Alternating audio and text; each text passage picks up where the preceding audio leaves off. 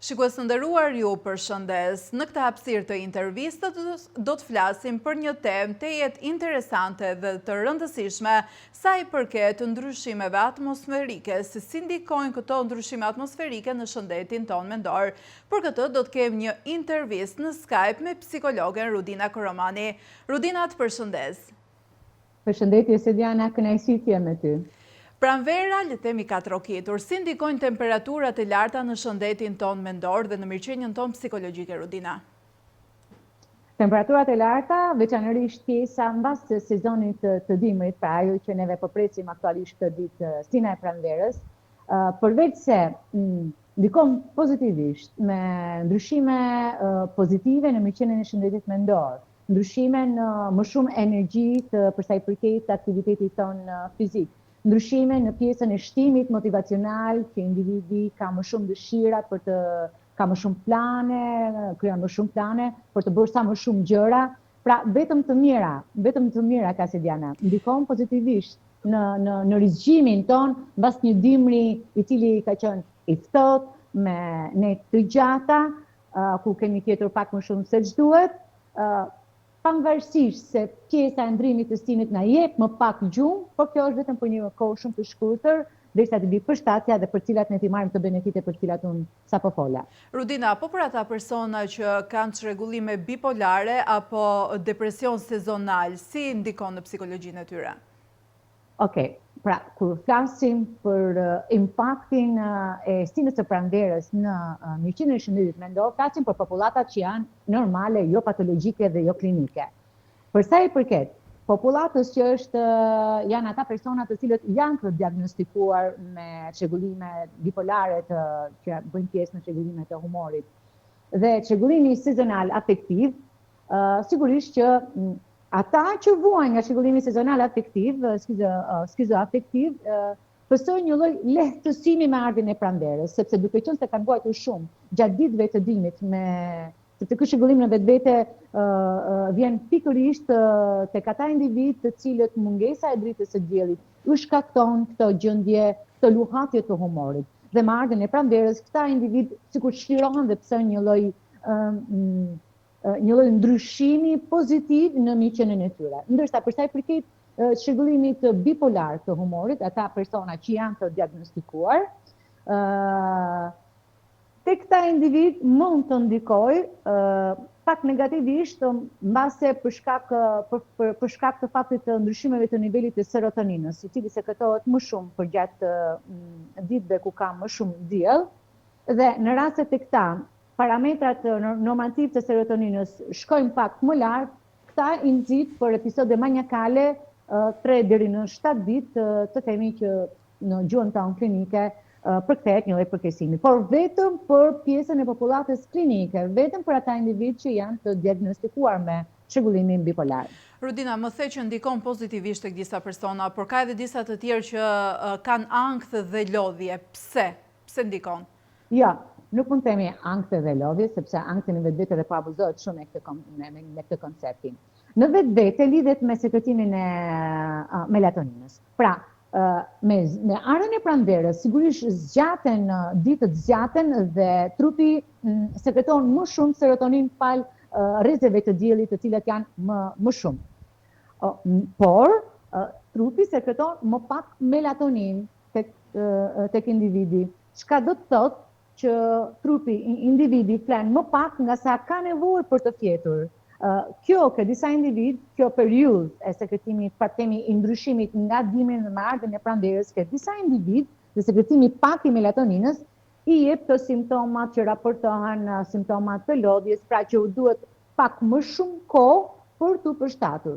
Pra dikujt mund t'i duhen 1 deri në 2 javë për përshtatje, ka individ që mund t'i duhen 3 deri në 4 javë për të përshtatur. Pra këto normativat e melatoninës dhe për të përshtatur për të rregulluar ritmin sikardian i cili ndryshon nga dimri në pranverë, secili ka ritmet e veta. Ajo që unë mund të them është që individët nuk kapse të ndjehen në tension, sepse disa individ përshtaten pak më shpejt dhe disa të tjerë dhe përvojojnë ndjenjen e fajit, që pse ndjehen si të lodhur.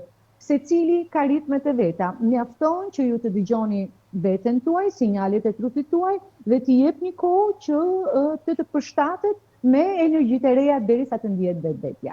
Rudina, po për depresionin pranveror, çfarë është ajo, çfarë ndikon? Nuk ka depresion pranveror, është një mit urban, janë koncepte të gabuara, të shpërndara dezinformative, të shpërndara sigurisht jo nga profesionistët, por nga blogerët, ashtu quajtur që shpërndajnë informacione. I vetmi depresion sezonal është çrregullimi i humorit skizoafektiv, i cili ekskluzivisht ndodh në muajt e dimrit, për shkak të mungesës së ditëve me diell. Pjesa e ditëve me diell sjell vetëm të mira dhe vetëm energji tek individi.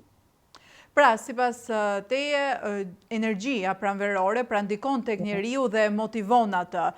Cilat janë disa nga sjelljet që e përçojnë tek njeriu këto ndryshime klimaterike në vend? Po, së pari fillon pjesa e simptomës së gjumit që nëna duhet pak të përshtatemi. Pra pjesa e sjelljes së gjumit që kërkon 1 deri në 2 javë, siç thash, për të përshtatur. Me ndryshimin e këtyre, individi fillon të ndjej më shumë energji, më shumë dëshirë për aktivitet fizik, më shumë dëshirë për të angazhuar me natyrën dhe për të marrë me të. Pjesa, ajo që rekomandohet edhe që nxiten, edhe që pëlqen shumë nga individët, kjo dhe në mënyrë të natyrshme dhe pa rekomanduar fare nga specialistët, janë pjesa e shëtitjeve, individët shtojnë shëtitjet, kanë më shumë dëshirë për të kryer aktivitete fizike, u drejtohen palestrave për të kryer më shumë aktivitet fizik, por edhe për të kultivuar bimë të ndryshme, për të qenë sa më në kontakt me bimë të ndryshme. Të gjitha këto aktivitete japin ato endorfinat e mira, hormonet e lumturisë, dhe rrjedhimisht dhe një mirëqenie më të lartë të shëndetit mendor tek individët. Nëse mund të rëndisim disa mënyra për të përfituar nga këto energji pozitive të ardhjes së pranverës, cilat janë ato, Rudina? Sa po thash, pra pjesa shtohet energjia për më shumë aktivitet fizike, një individi ndjehet më energjik, është pjesa motivacionale, në pjesën për sa i përket pjesës së motivacionit, individi është më i predispozuar për të kryer më shumë plane, për të bërë më shumë plane. Pra nëse do të thonim pjesën në thonjta metaforikisht të vitit të ri, pikërisht pranvera është viti i ri i individit ku fillon dhe i bën saktësisht ato planet që ka për të bërë për gjatë gjithë vitit. Në këtë muaj e pranverës qartësohen si plane, pra nuk është janari dhe shkurti, të cilat janë letargjike dhe nuk është simbolikisht viti i ri 31 me 1, të cilat e shtin individin që t'i bëjë ato planet. Është pikërisht ardhja e pranverës, të cilën e motivojnë individin që të bëjë më shumë plane, se Diana. Metaforikisht po flasim, Po sa i përket shprehjes popullore, ruaje mendjen sepse erdhi pranvera, çfarë mund të themi nga ana psikologjike për këtë? Kjo në fakt lidhet me pjesën intime dhe të seksualitetit. Pra, duke qenë se pjesa e stinës së pranverës rrugëron gjithçka dhe shtohet edhe pjesa e libidës, e ndryshimit të dëshirës seksuale, pra që vjetre që tek kafshët, por edhe deri tek individët. Dhe kjo shprehje e popullit tonë të mençur lidhet pikërisht për të pasur kujdes në pjesën e gjithë këtyre rritjes së këtyre dëshirave seksuale për të marrë vendime të mira, mendoj unë. Rudina, po dal pa nga tema, por do të zhvillohet gjatë ditës së sotme, është protesta që po zhvillohet për mbylljen e rrjeteve sociale, konkretisht të TikTokut.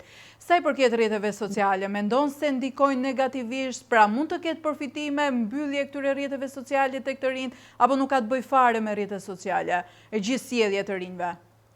Në mendimin tim, unë e kam dhënë dhe mendimin tim publikisht në për media të ndryshme. Në mendimin tim, mbyllja e një media sociale nuk ndikon as pak absolutisht në shëndetin mendor të fëmijëve, ajo pra arsyeja kryesore me cilën është përdorur për të mbyllur.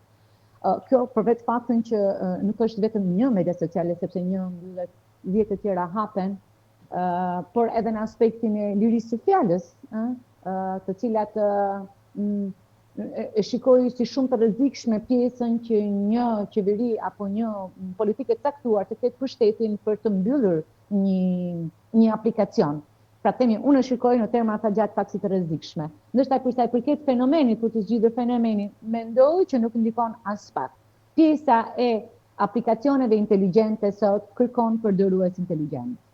Të tilla gjëra nuk mund të zgjidhen duke u mbyllur, por duke i përgatitur fëmijët, por edhe vetë prindrit, duke përgatitur për t'i përdorur në mënyrën më të mirë të mundshme në funksionin e tyre. Po si mund ta bëjnë këtë prindërit? Aplikacionet inteligjente kërkojnë përdorues inteligjent.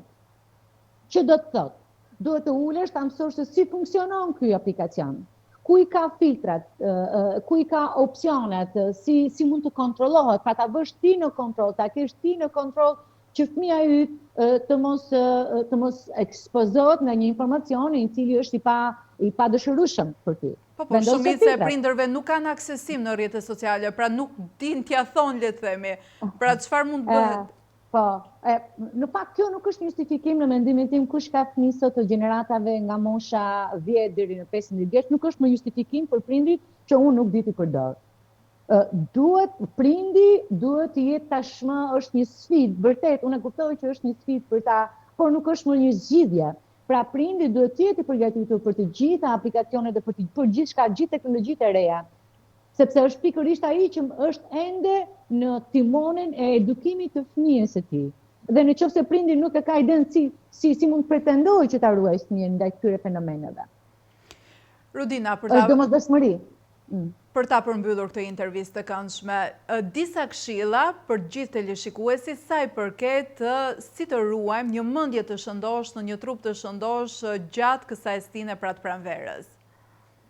Unë do e nisja me pjesën e atyre që ndjen në tension, që do ndjejnë pak vështirësi në pjesën e përshtatjes, jepini kohë vetes tuaj për të përshtatur sa më shumë. Pjesa e individëve që do vuajnë se Diana më shumë të pjesa e ardhjes së pranverës do jenë alergjikët, duke qenë se shtohet poleni dhe ata individë që vuajnë nga reaksionet e alergjive, ata janë të vetmja kategori të cilët do vuajnë me ardhjen e stirës së pranverës, por edhe ata vetëm për një muaj dhe jo më shumë, derisa dhe trupi i tyre të përshtatet me pjesën e polenit dhe në sinuset e tyre. Dhe pjesa tjetër, angazhoni sa më shumë në aktivitete fizike, sa më shumë aktivitet në natyrë, me pemët, pra në pyje, në pemë të cilat janë duke u lulëzuar. Moshat për gratë në moshave të mëdha do rekomandoja që t'i kryen ato aktivitete që kryen vazhdimisht duke në kultivimin e binde, pra të ndrimit të vazëve, të ndrimit të dhellë, sepse është terapeutike edhe për vetë mirëqenien e shëndetit mendor të tyre. Dhe përfitoni sa më shumë, sepse rrezet e diellit dhe pranvera janë antidepresant natyral, të cilët janë free, janë pa kosto. Përfitoni sa më shumë, ekspozohuni sa më shumë dhe shijoni sa më shumë për të pasur një mirëqenie të shëndetit mendor sa më të lartë. Rudina, unë të falenderoj për këtë intervistë të këndshme. Ishte kënaqësi dhe për mua. Shikues të nderuar, ishim deri në këtë momente me psikologen Rudina Koromani, e cila na dha disa këshilla për të ruajtur mendjen tonë gjatë kësaj stine të pranverës me luhatjen edhe të temperaturave të cilat po rriten nga dita në ditë.